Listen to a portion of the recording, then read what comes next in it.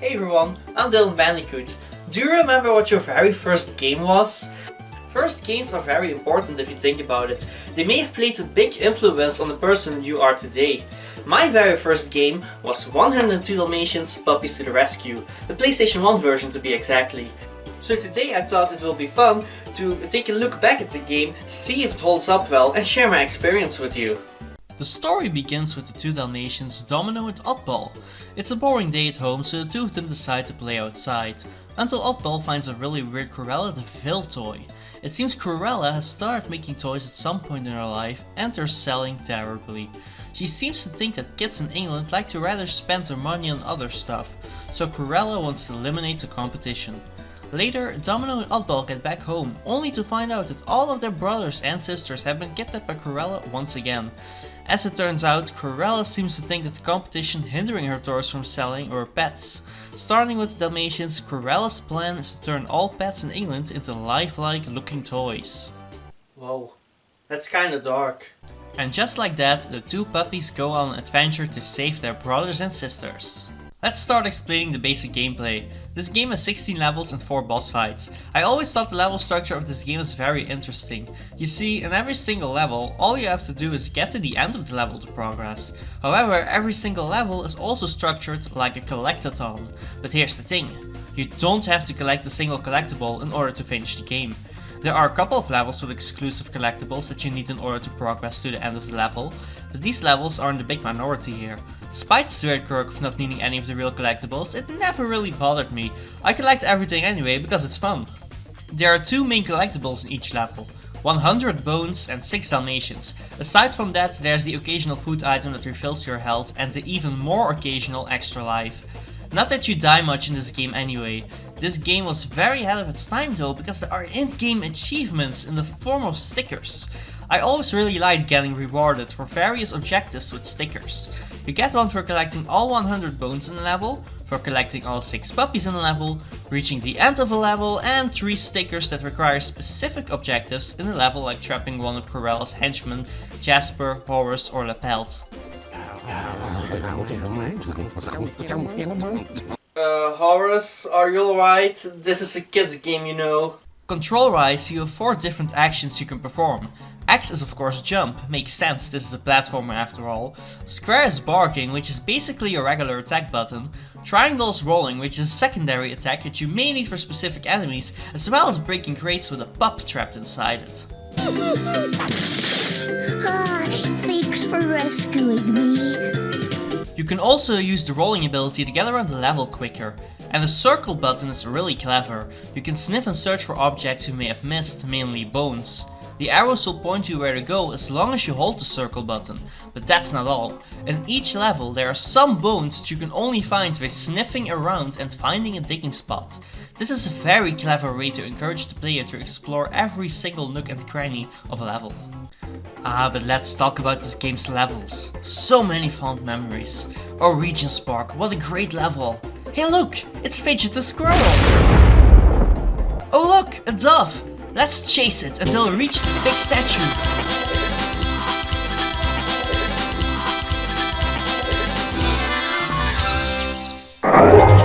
Piccadilly Circus. I love running around here, blocking buses and picking up random phone calls.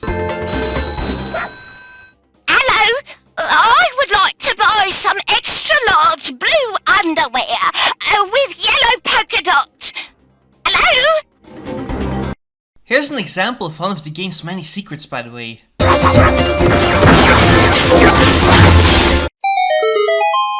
Oh no, the Big Ben's a climbing level.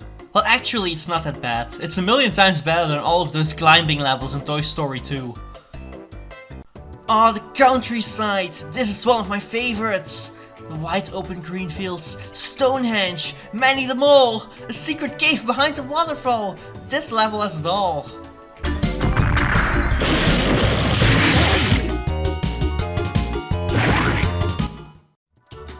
I think that stone made a big impression on Horace. Actually, now that I think about it, you sometimes have to defeat Jasper and Horace in some very brutal and even gruesome ways. And the Dalmatians are enjoying it every single time. Hey, let's visit the toy store! Oh my god, what is that freakishly thing? I guess one of the developers had a fetish? It's okay, I don't judge people. But that thing over there, it scares me.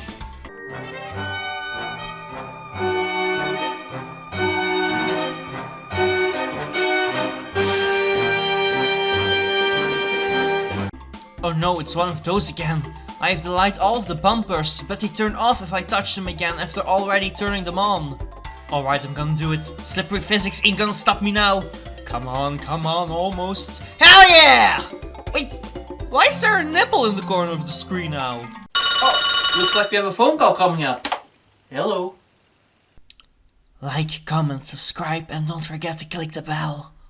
Oh, that's right, there's also minigames. When you create a new profile, there are 2 minigames available, Minigolf and TikTok. However, every time you defeat a boss battle, you unlock a new minigame, which makes a total of 6 minigames. I spent so much time playing Minigolf as a kid. You can even play up to 8 players with only a single controller. That's genius! My sister and I played this all the time as kids. This might actually be my favorite golf game of all time. I prefer it over the golfing in the Wii Sports games and the Mario Golf games. I just like how simplistic it is. You use only one button and the D-pad, that's it. Each golfing course is based on a level in the game, except for the Eiffel Tower course. That's such a random addition to a game that takes place in the UK. The hazards in each course are also really great. Chaotic, but in a great way. Next up is Dig Dog. You can play this either alone or against a friend using only one controller. I played this way too many times as a kid as well. I know it's just memory, but as a little kid this was nice to have around if you had nothing better to do. Most of the minigames in this game are just a nice distraction in general. Which brings me to checkers! Just like how Dig Dog is just memory, checkers is just checkers. You can play against the CPU in 3 difficulties or a friend using one controller, you know the drill. And once again, my sister and I were also addicted to this minigame when we were kids. If you just want to play checkers but you don't have a checkerboard in real life, this was a great way to play back in the day. Sometimes we will just boot up this game for checkers or minigolf. Next up is the Tilt Maze. This game sucks. Next up is the racing minigame. Here you can play as either Priscilla the pig, Chester the rat, or Crystal the snow bunny, each with their own abilities. Priscilla is just your standard all-around character with no abilities. Just make sure you get as many turbos as you can, and you can also collect some clocks to stop time. And I believe it stops your opponents as well, but I couldn't really tell with how far behind they always were. Chester on the other hand can crawl into little holes to get to places faster, and Crystal can jump over obstacles and find shortcuts that way. This is also a really fun minigame. Not one I will boot up the game for, but fun nonetheless. And the last minigame is the dancing minigame. This one has no goal, weirdly enough. All you do is press buttons and each button does something different to the music. You're just supposed to mess around with this one, but I think it's kinda boring because it has no goal. Oh, looks like we have another phone call coming in. You can't have a rainbow without Ryan, baby. Actually, let's talk about some of the enemies. You probably already guessed it, but they are all toys. There's quite a good variety between them all, which I really like. They all stand out on their own in both character design and voice clips.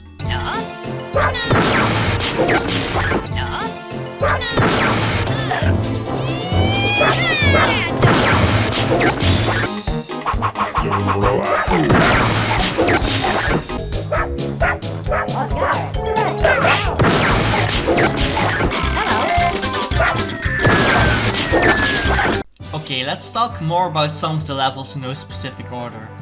Oh, the Carnival! Here you have to collect tickets to unlock attractions, which are basically parts of the level. For example, there's a fun house, a shooting gallery, a house of mirrors, and of course my favorite, the roller coaster. Here you have to collect all of the donuts by mashing the square button as fast as possible. Who doesn't love a good snow level? In the Ice Festival level, you meet Crystal the Snow Bunny. She is also definitely one of my favorite characters in the game, alongside Manny the Mole. Whee! We're skiing! Oh shit! Oh shit! Okay, let's try to get these chickens back in their pen here at the Barnyard. Oh, this one's glitched? No biggie. A little bit of going in and out of the area can solve this. In this medieval castle we have to get in by using secret passages. But my god, this music! It's so good! It's definitely up there as one of the best platforming soundtracks of all time in my opinion. This soundtrack rivals the Banjo-Kazooie soundtrack in my opinion. I mean, just take a listen to some of these tracks.